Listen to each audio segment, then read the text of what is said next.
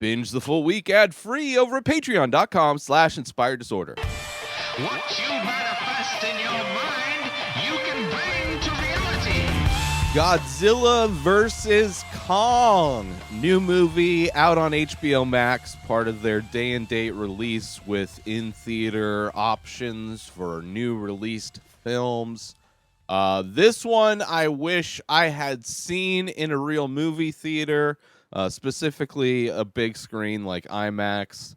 Just a really fun monster movie, which most monster movies, I would say, are not that great. The last time I had a lot of fun with a monster movie was Kong Skull Island, which I believe is part of this cinematic universe. At least it seems like it is. I did not like I believe the last Godzilla, whichever one with Bryan Cranston. I think it came out in like maybe 2014, somewhere around there. Which the Bryan Cranston part was a big bait and switch because he was only in the movie for a small bit. And then the person that plays his son, it was just stupid. It was just, I don't know what it was, but it wasn't a movie where I could unplug my brain and just have fun.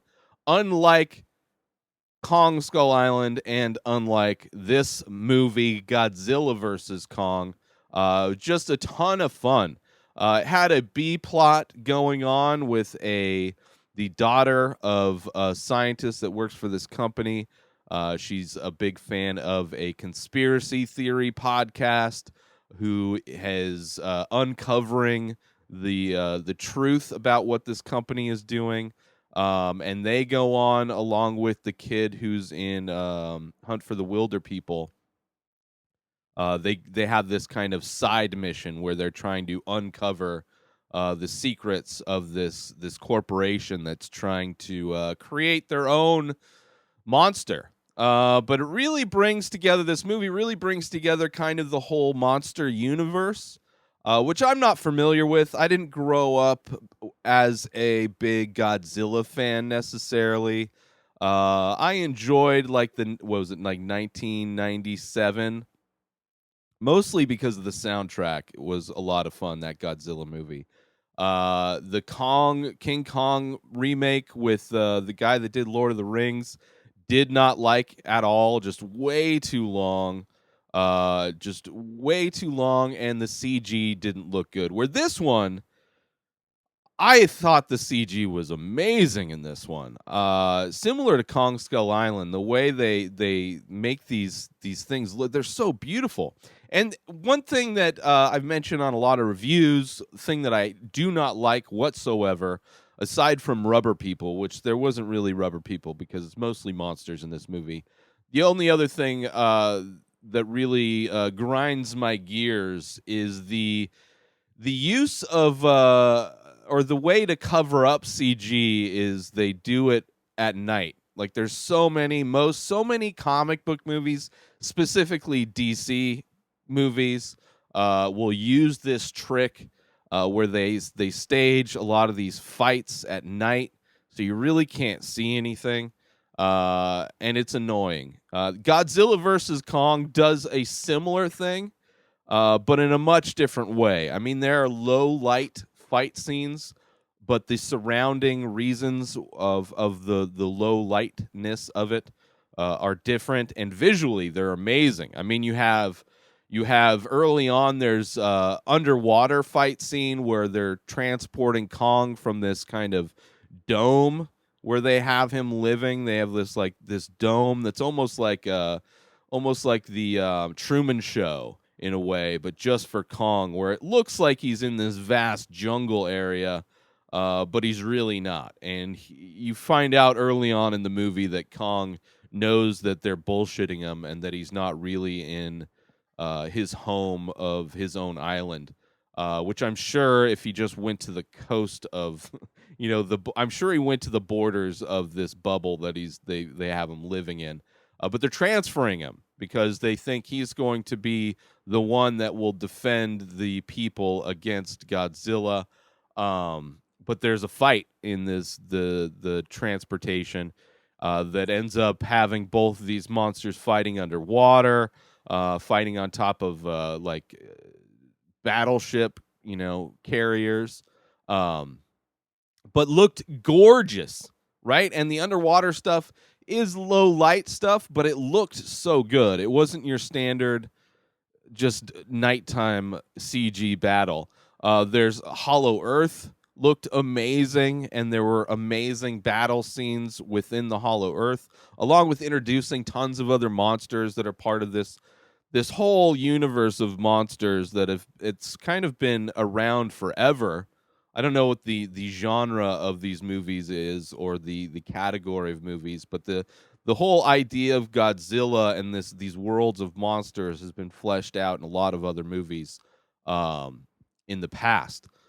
So this is a big reboot in a lot of ways for that whole universe. And when they were in Middle Earth, the way they visualized Middle Earth didn't really feel, or Hollow Earth, I should say.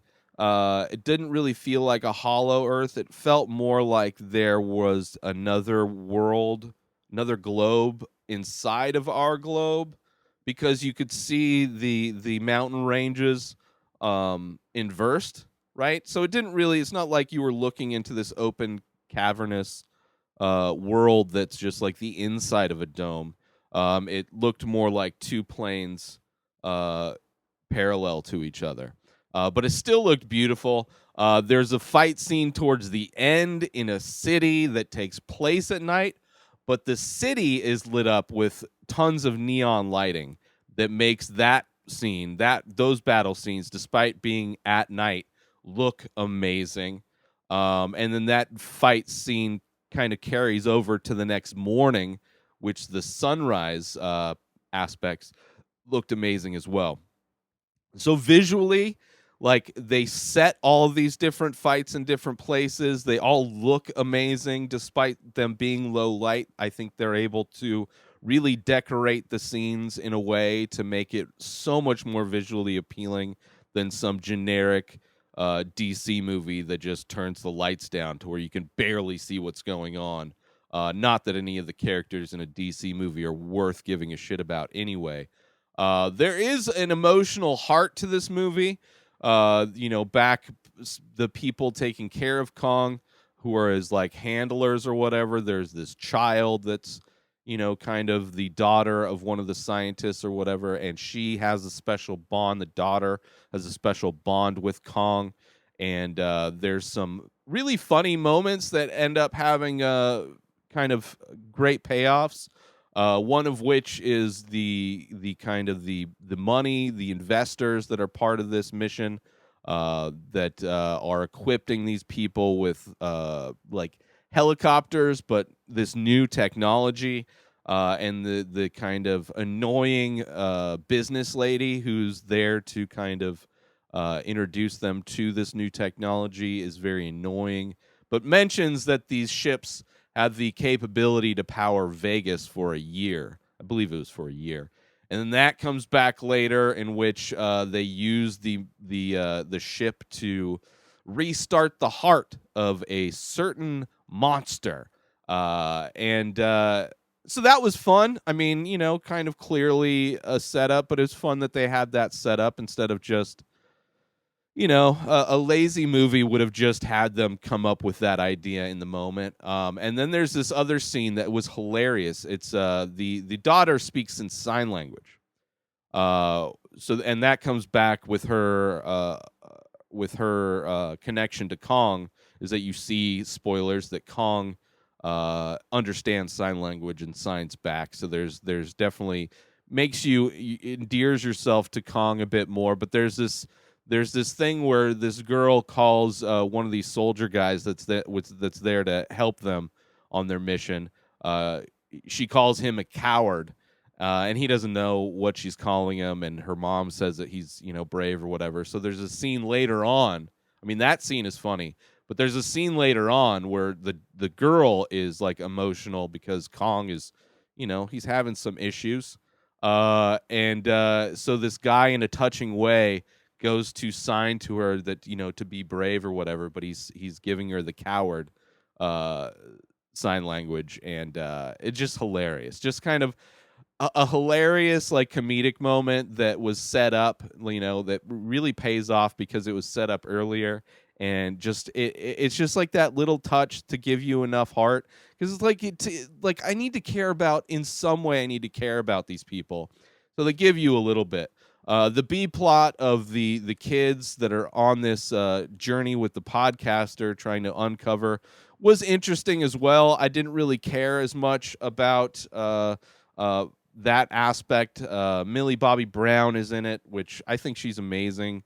Although the part that she is in this movie isn't really anything special. But yeah, I really enjoyed this movie a lot more. I had low expectations going in, but after seeing Kong Skull Island, I think this is a perfect. I don't know if this is a direct follow up. I'm not super. Didn't do any research into that universe of films and which movies are a part of the franchise and which movies aren't. Because with Godzilla movies and King Kong movies, it's crazy. It's like a mashup of two franchises that have their own whole universe. But yeah, a really fun movie. The only movie I've seen so far, at home, that I really wish I had seen in a movie theater. I mean, just how beautiful all of these scenes are. These crazy monster fight scenes. Which there should have been more. There was a lot of like downtime, just a lot of characters saying dialogue, setting up this kind of story of, a corporation who's trying to make their own monster, and then just this whole world of other monsters. There's a lot of other things going on, but the ability to just unplug your brain for a bit and watch something that's not only just fun to watch because it's giant monsters, but the quality for which it was done and the visuals that surround everything. I think it's just such a fun movie, and I highly recommend checking it out. It's on HBO Max or in theaters if you're vaccinated. Go out to a theater if they're open, and check it out. That's how I would recommend checking it out, on the biggest screen possible. But Godzilla versus Kong, thumbs up. Get yourself 2 free audiobooks when you go sign up with Audible through my link, inspireddisorder.com/audible. You get an additional book every month you stay with the service, but 2 free books when you sign up. Use my link, inspireddisorder.com/audible. You also get Audible Originals, guided wellness programs, news, and so much more. But get yourself 2 free books on me because you listen or watch The Ray Taylor Show by going through my link, inspireddisorder.com/audible. New episodes of The Ray Taylor Show come out every single day. Subscribe on IGTV, YouTube, and everywhere else podcasts are found. Binge the full week ad-free over at patreon.com/inspireddisorder. Buy Ray Taylor Show merch over at inspireddisorder.com, and follow the show on Instagram at Ray Taylor Show. Have a wonderful day, everybody. Peace out!